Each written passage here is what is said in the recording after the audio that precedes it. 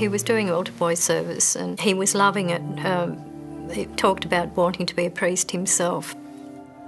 But by age 28, he was dead, a victim of sexual abuse by a Catholic priest. It would have been no different if he had taken a gun and shot him. It just took longer. But why has this man not been brought to justice? It's not right for him just to be carrying on as an ordinary human being.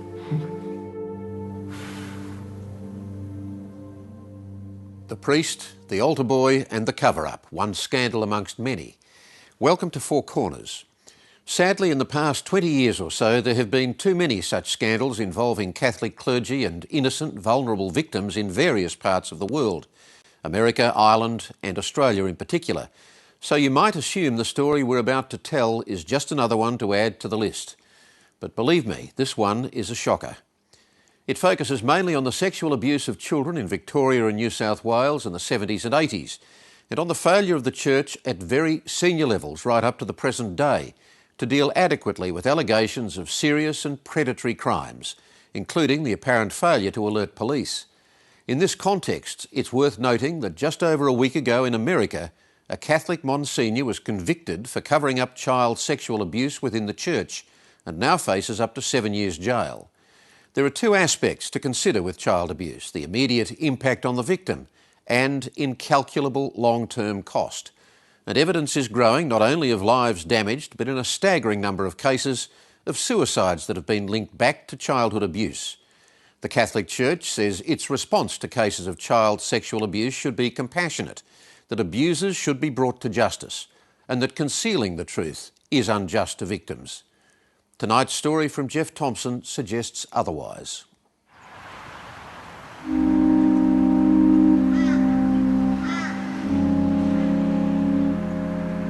Catholicism came to Ballarat with the gold rush in the 1850s. It remains the most popular religion in this inland Victorian city. But for many men here, their faith in the Church has been irreparably broken.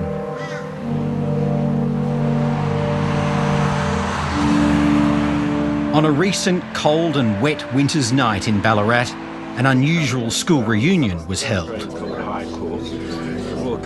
Whether it be suicide or whether it be through stress-related or illnesses, things like that, premature deaths would be normal. They call themselves the Survivors. They share not stories of schoolyard fun, but anecdotes of horror. It's affected my life greatly. I've tried to kill myself 3 times. They killed me. 4 paedophile priests and brothers have been convicted of sexually assaulting dozens of young boys at just 2 schools in Ballarat in the 1970s, St Alipius and St Patrick's. The toll has been particularly devastating for Rob Walsh. He's lost 2 brothers and a cousin. 3 suicides immediately in my family. There's another 5 suicides in my class. I can sit down and name 9 suicide victims that I know personally. We're trying to find. Police are now investigating a possible link between child sexual abuse by Catholic clergy and at least 40 suicides in Victoria. Another former student of St Pat's in Ballarat is Cardinal George Pell. Whatever the facts are, we have to face up to them. My sympathy to the families of those who have gone this way. That is a terrible, terrible thing. Cardinal Pell spoke to us from Rome via speakerphone. Australia's most senior Catholic acknowledges mistakes were made in the past, but insists the Church has changed its ways. We set up the Melbourne response and the Towards Healing response. And I think when the provisions in those responses are followed, I think they're quite adequate. I think we have basically, apart from individual lapses, we have an adequate story to tell in the way we've helped victims.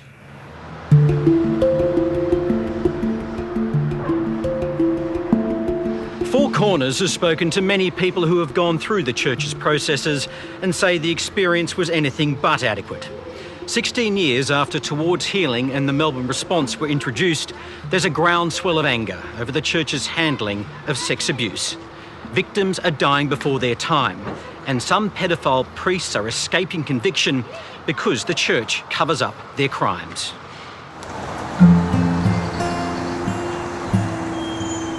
In the early 1980s, in the New South Wales country town of Moree, the Catholic community was trusting and close.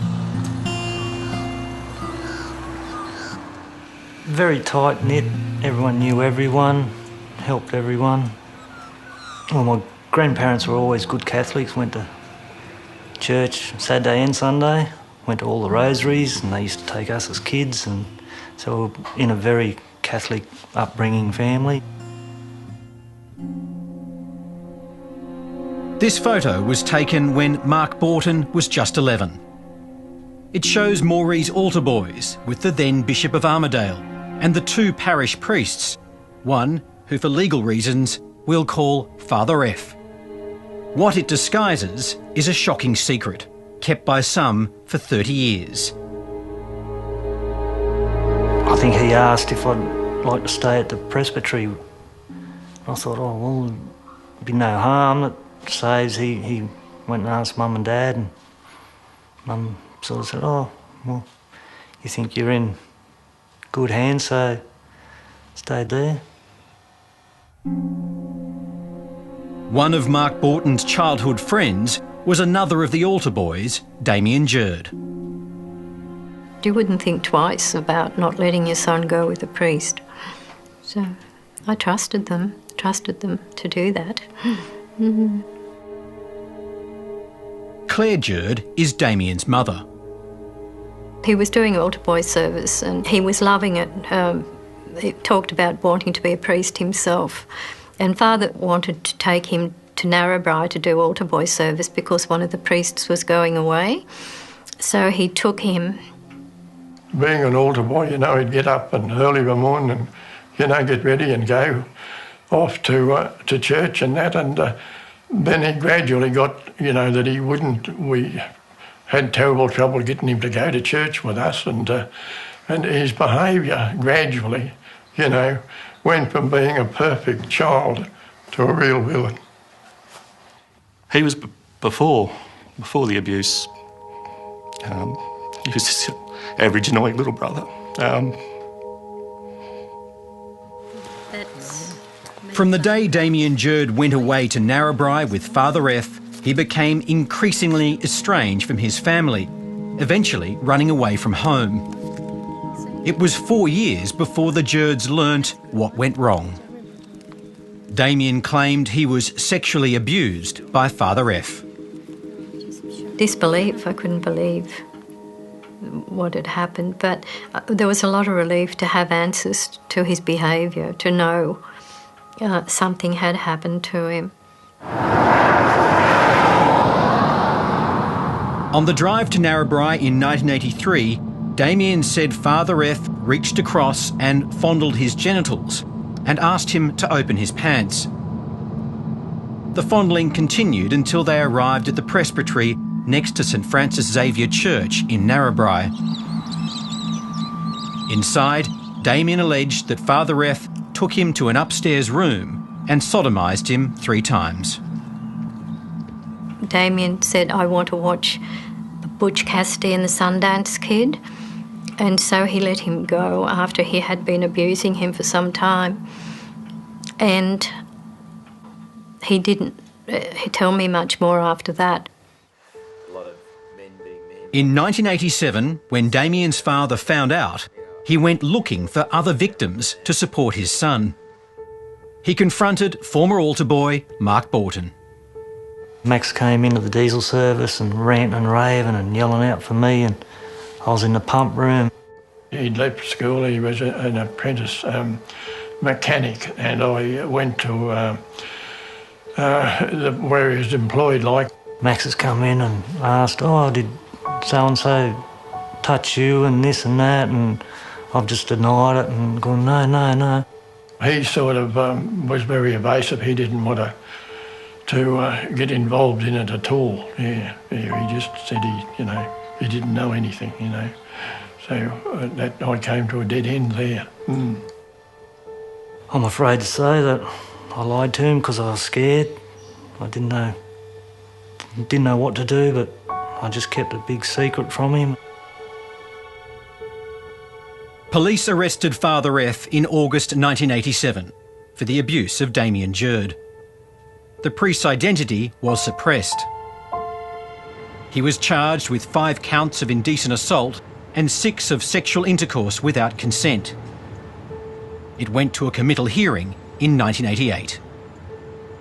Damien Jurd's allegations of sexual abuse ended up here at Narrabri Courthouse, where a magistrate was asked to weigh the testimony of a wayward youth against that of a Catholic priest. Church authorities did not approach other altar boys they knew could have supported Damien's case. Instead, no expense was spared defending the accused priest. The church engaged arguably Australia's top Queen's Counsel at the time, Chester Porter, to represent Father F in this country courthouse. Damien Jurd, now aged 15 and with a criminal record, offered his testimony alone. I said stop it and he asked why. He kept doing it. He started groaning and he rolled onto his side and he started touching himself. I just buried my head in the pillow. I buried my face in the pillow and cried. A jury would never hear Damien's evidence. The magistrate decided it would be rejected when set against the word of Father F. He has no previous convictions and he is a Catholic priest. And obviously Damien must come out second best there. Knowing how he felt after the committal hearing and not seeing justice, I think he just gave up and thought, well, what's the use? So that was devastating for him, to have to go through all that just for nothing and to see that Father got away with it. Damien's life went into freefall, but he had 2 children. Later, he became addicted to heroin. With something like that, I mean, apart from Damien and what happened and what it caused to happen to him, it affects the whole family as well in a considerable way. For 30 years, Mark Borton has regretted not telling Damien's father the truth when he was confronted at work. This is the first time he tells of a night he spent at the presbytery with Father F. I've woken up and I could feel my head moving, and I've noticed I had something in my mouth which was, not very nice. And by that stage, it must have been just at the end when he'd done the thing, and I sort of had to lay there and be very still and just spit in horror, I suppose. It just, man, after that, it wasn't very, it's just not a good thing. But it's not for Mark Borton to be burdened by guilt. That weight belongs on the Catholic Church. Through extensive interviews with former altar boys and their families, Four Corners has established that before Damien Jurd's court case, the Catholic Church was aware of allegations that Father F had abused other altar boys. You know, the church knew about it. They definitely knew, and they've written to me saying that they knew about it in 1983. The challenge is going to be that this parent was told by his son that Father F had abused him in the early 1980s. He's asked us not to broadcast his name. He was inappropriately touched, and he was in a state of horror still the day after, because he'd become very frightened because the person he was with had shown him a gun that he kept in the car. So he lived with that for a day. He managed to fight him off at the time, and then they went and did the Mass and came back to town. And he told us. I immediately went to the presbytery, spoke to Monsignor Frank Ryan, who was the parish priest, told him what had happened and how I felt that it would be best if he was kept away from our children, and so that it didn't happen again.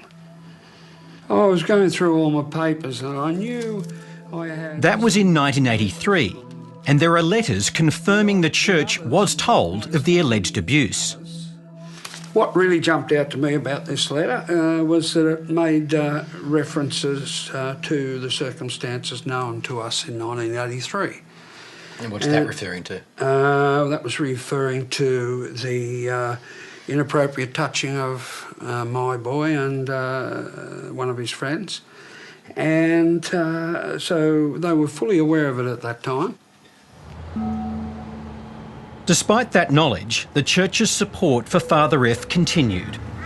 In 1989, the year after his acquittal, Father F was transferred to another parish in the Western Sydney Diocese of Parramatta. Here, Father F found another unsuspecting congregation and more altar boys. He cultivated my friendship. He came into my home, had dinner with us, socialised with us, and he was grooming Daniel as an altar boy. And Renee Powell has asked not to show her face. Did you trust him? Yes.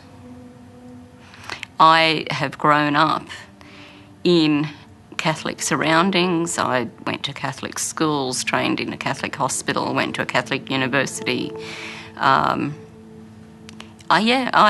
was trained to trust priests.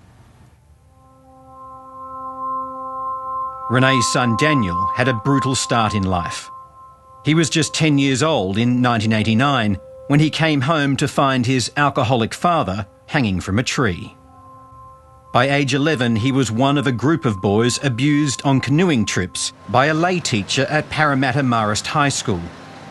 Renee hoped Father F might offer her son some solace. Obviously, finding myself alone and being a female, I was very, very happy to find male role models for Daniel. He was one of them. So you were vulnerable and Daniel was vulnerable as well. That's right, exactly. I think Daniel saw him as a father figure, but certainly a father who let him get away with things that he wouldn't normally have gotten away with if he were just with me. Father F would take Daniel to Western Sydney's Rookwood Cemetery and give him driving lessons. In his company, the 11-year-old was allowed to drink and smoke and to shoot Father F's firearms. The priest even bought him a rifle. But along the way, Daniel would later allege he was abused, a secret he kept for a decade. Daniel's life started spiralling downwards. He started becoming very aggressive, very angry, started using drugs. As Daniel's life descended into a haze of alcohol and drugs, Father F's days on the loose appeared to be numbered as more complaints surfaced. Father Kevin Lee is a controversial figure in the Catholic Church. He recently revealed he's been secretly married for the past year. But he also replaced Father F at the Parramatta Parish and says the then bishop was made aware of allegations that Father F was abusing boys there too.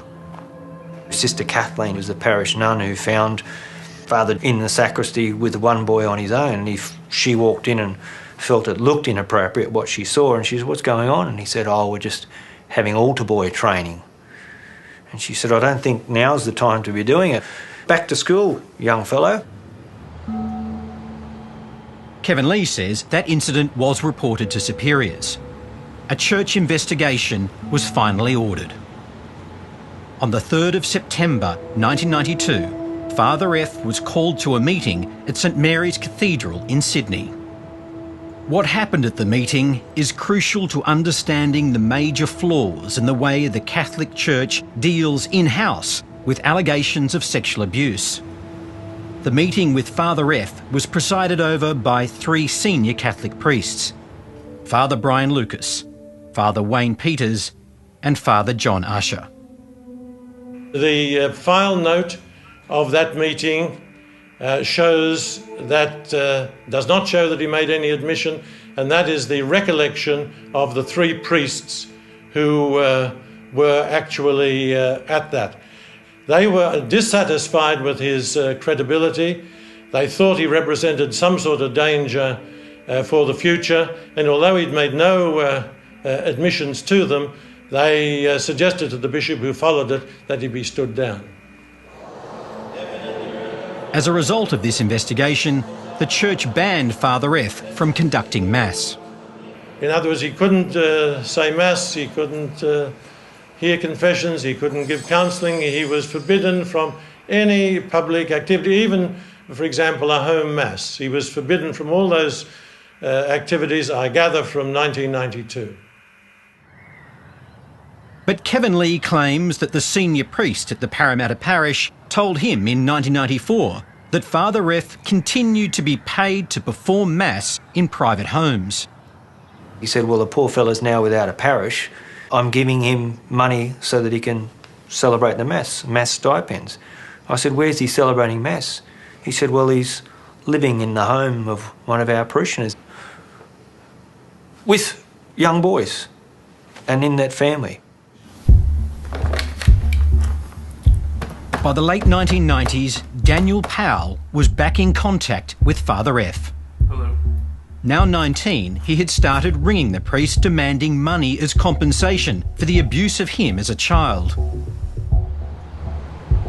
Father F dramatically counterattacked by having Daniel Powell arrested for extortion in a police sting at McDonald's in Bankstown.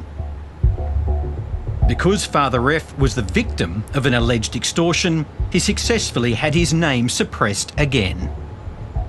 It was an instance where you felt an individual who had been, in fact, the victim of a very serious crime had had the tables turned upon him. Jonathan Davis was Daniel's solicitor in the extortion trial.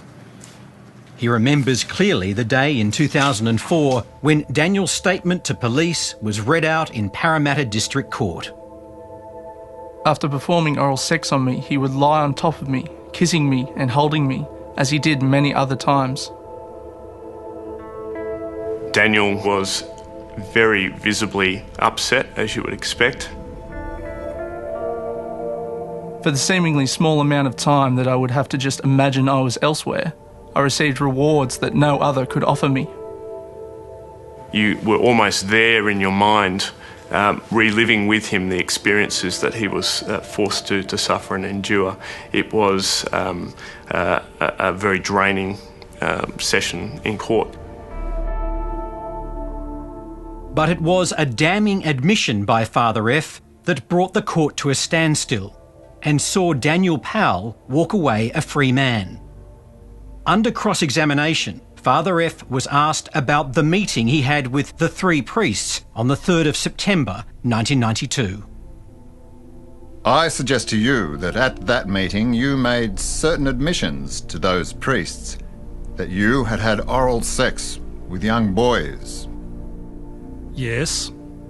And that's the reason why they won't let you carry out your duties as a priest, isn't it? That's part of it, yes. I just always remember the silence that was so pervasive after that admission in court. You could have heard a pin drop, and the lack of contrition or remorse that came along with that admission. You could not feel anything but disgust, I suppose, at he and what he had done.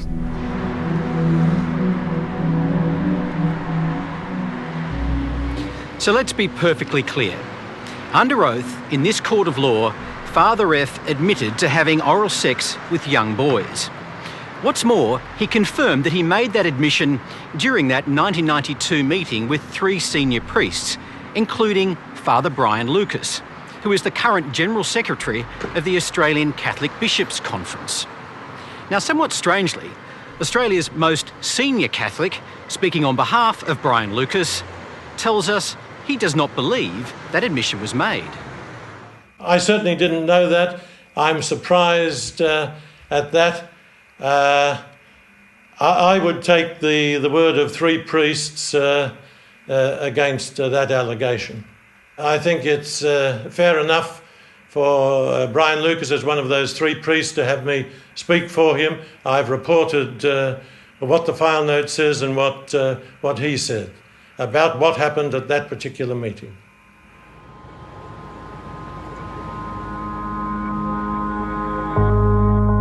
Since interviewing Cardinal Pell, Four Corners has obtained a report of that meeting, a copy of which is contained in the court file of Daniel Powell's extortion case. It tells a very different story. It's addressed to the then Bishop of Armidale and written by one of the 3 priests present at the meeting, Father Wayne Peters, who is now Vicar General, that's second in charge of the Armidale Diocese. His report clearly states that Father F did make admissions of criminal sexual assault. It says that Father F admitted that there had been 5 boys around the age of 10 and 11 that he had sexually interfered with in varying degrees in the years approximately 1982 to 1984, while he was the assistant priest at Moree. Regarding 2 of the boys, the report says that Father F admitted that over a period of approximately 12 months, he fondled the genitals of each of these boys and, to quote, sucked off their dicks. This was done on about a monthly basis over a period of 12 months. The report expresses no concern for the victim's welfare or suggests that police should be informed of what could only be regarded as criminal acts. Instead, it says, the possibility always remains that one or some of the boys involved may bring criminal charges against Father F, with subsequent grave harm to the priesthood and the church. The acts admitted to by Father F are serious criminal offences, and in New South Wales, at least since 1990, it has been against the law to conceal such serious offences in some circumstances. In other words, if the admissions were made as reported and not referred to the police, it raises the question of whether the law has been broken. Four Corners asked Father Brian Lucas and Father John Usher directly whether Father F made any admissions they thought should be disclosed to police. Both of them say he didn't. Father Wayne Peters has confirmed to us that he did send a report of the meeting to the then Bishop of Armidale. He said Father F did make admissions, but described them only as instances of misconduct which would not incriminate him. It was another 13 years after that 1992 meeting before Father F was formally sacked from the priesthood in 2005. Daniel Powell still felt he had no justice. By now, it was a word he had tattooed on his wrist. His trust in the police destroyed, Daniel refused to cooperate with attempts to further investigate the former priest. Father F remained a free man. It was only really, as it turned out, a stage in a very tragic story. Ultimately, he won the battle but lost the war, you might say. Daniel Powell pursued a civil case against the church and received $135,000 in compensation in 2006 for Father F's abuse. Damien Jerd also settled with the church in 1998, receiving $175,000. But the money did not stop the pain. By the age of 28, both men were dead. Daniel hanged himself in 2007. Damien was found unconscious and died in hospital on New Year's Day 2001. It would have been no different if you had taken a gun and shot him. It just took longer. But it's not just Damien, like so many other people are affected by it. And it's the same circumstance. If somebody had gone out and done that's killed, been responsible for the deaths and suicides, of that amount of people. You know, I mean, it'd be a huge, like be front paper news and things, but because this was a Catholic priest and because it was brushed under the table, he's still out there. He's never been brought to justice. Damien's brother, Peter, is in his 4th year of studying law at the University of New England. He hopes the degree will help him find justice for his little brother. Uncomfortably, this same city in the New South Wales Northern Tablelands is also home to his brother's abuser.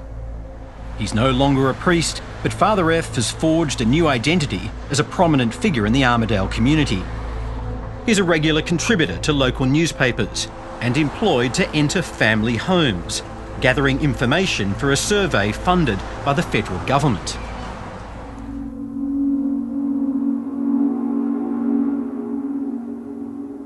It's not right for him just to be carrying on as an ordinary human being.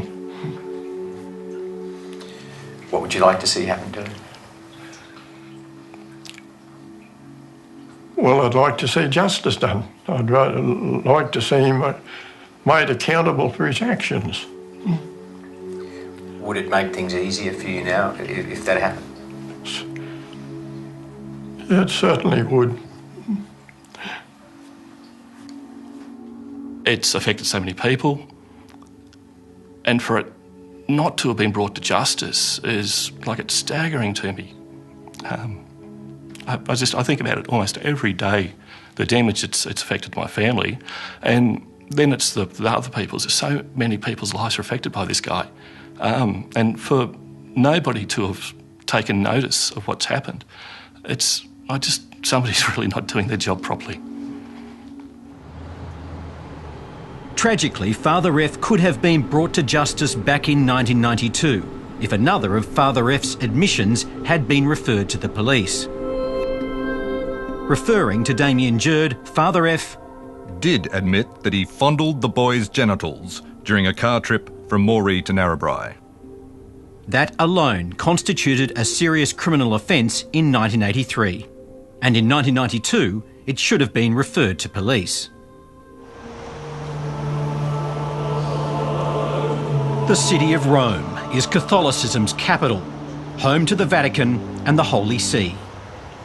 But it is also a safe harbour for another Catholic priest accused of child sex abuse in Australia. He is Father Julian Fox and still works as a priest in this sprawling Roman headquarters of the Salesians of Don Bosco, a religious order dedicated to charity towards the young.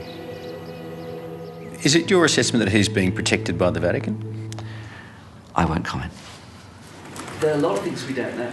Sydney University law professor Patrick Parkinson has twice reviewed and updated the protocols of the Catholic Church's Towards Healing process for dealing with sexual abuse. He's also very critical of the Salesians and the order's handling of abuse allegations against priests like Julian Fox. At the time that the allegations were first made, as I understand it, he was overseas.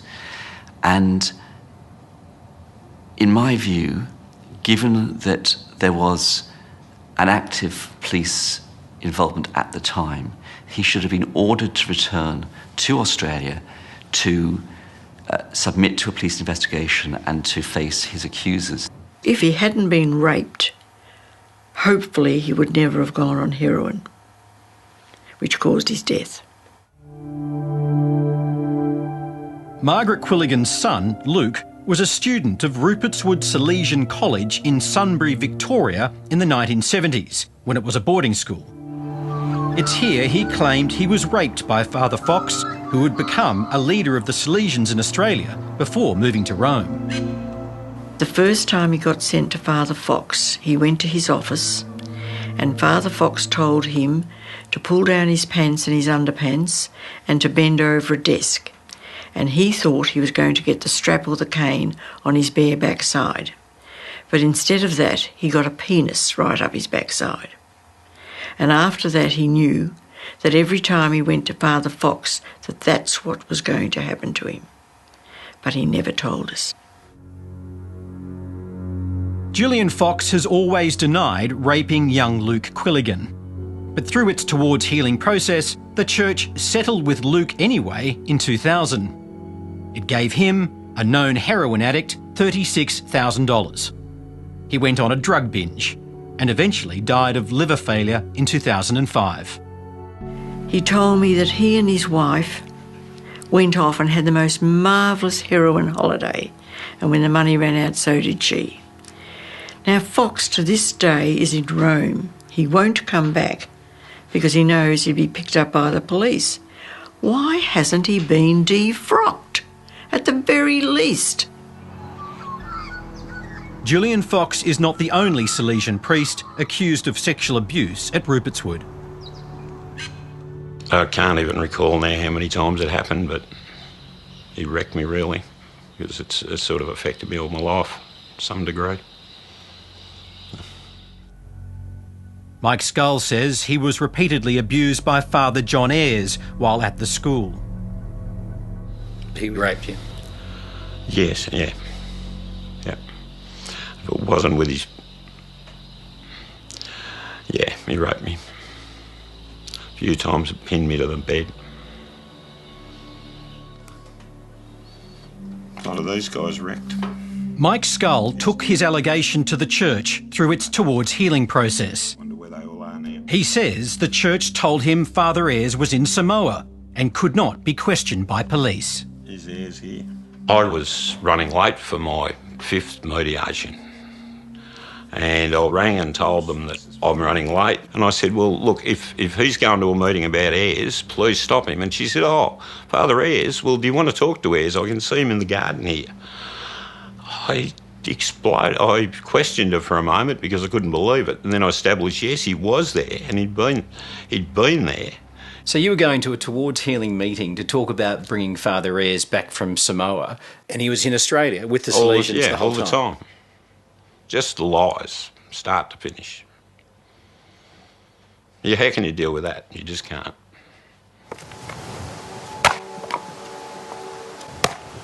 Father Ayres avoided ever facing Mike Scull in court. He died a few months ago. But Mike Scull did get a $45,000 payout from Towards Healing. The money at the end was just an insult. You got a pedophile that you know about, you do something about it. Doesn't matter who you are. Someone's got to protect kids. Someone's got to. It's not these blokes, they don't care. It's very simple. Julian Fox has evaded Luke Quilligan by staying overseas and outliving him. If a pedophile's recognised and he won't face the truth, there's something to hide. If they come out and face the truth and they prove themselves innocent, well and good. We can't hang somebody who's innocent, but these guys won't even come and tell the truth and face the truth. There's people lining up. Something's wrong. Police are currently investigating more allegations against Julian Fox.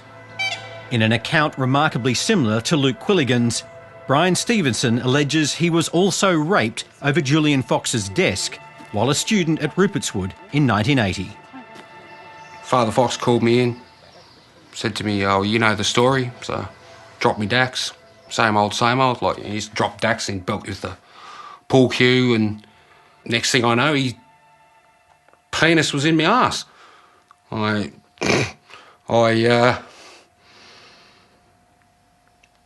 don't really know how else to put it. I didn't have the faintest idea what was going on. I just, as I say, I just sort of assumed in my head, okay, this is the next level of punishment.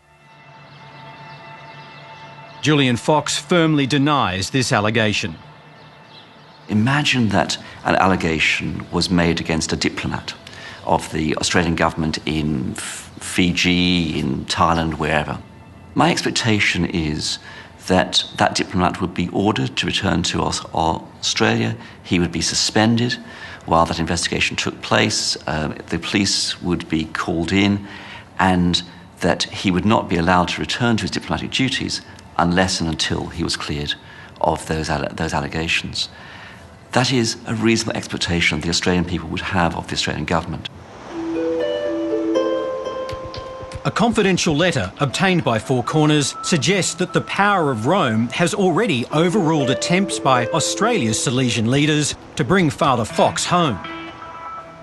Written by the former head of the Salesians in Australia, Father Ian Murdoch, to his boss in Rome, it shows the order thought just moving Julian Fox elsewhere was a solution to the abuse allegations. Unexpectedly, I was asked whether it would be an acceptable solution to transfer Father Julian Fox to another province. I regarded this as totally unacceptable.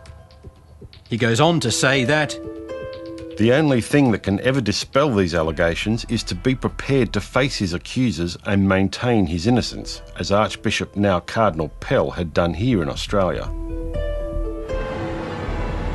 in the past, Cardinal Pell himself has faced allegations of sexual abuse, which were not upheld by a church investigation. He also says Julian Fox should face his accusers. I don't know his story, I don't know his side of the story, but if there's credible evidence against a church figure, that person should return to face the music. As you've seen tonight, the cost of accused priests not facing the music is far too great. The link between child sex abuse and premature death is only just beginning to be understood. It not only affected Damien, now it's affecting his children. Damien was a great dad, loved them to death. But I suppose he never quite got over that feeling of not being good enough. When I found him, he had a photo of Roman and Clary next to him. Damien Jurd's children, Roman and Claire Ann, live with their grandparents. Claire Ann is now 19 and struggles with depression. Speaking with her, it's difficult not to conclude that the effects of abuse on Damien's life are generational. What colour is it? I just feel like there's just so many questions I have for him if he was here. What would you say to him? I'd ask him if he was proud of me. There's a lot of flowers around that one and a little basket. It was only last year that Claire Ann learnt what Father F did to her dad. I've got this thing in the back of my head saying just give up, because he did. Mum. At least I'm here anyway. It was what made me cry. Seeing you just touching his plaque. I go to sleep at night and I think about what he would be like if it didn't happen to him, what I would be like if it didn't happen to him. He was sad and he was hurting all the time, and when I describe myself, I'm sad and I hurt all the time. But if that didn't happen to him, what kind of personality I would have, whether I would, be here at all.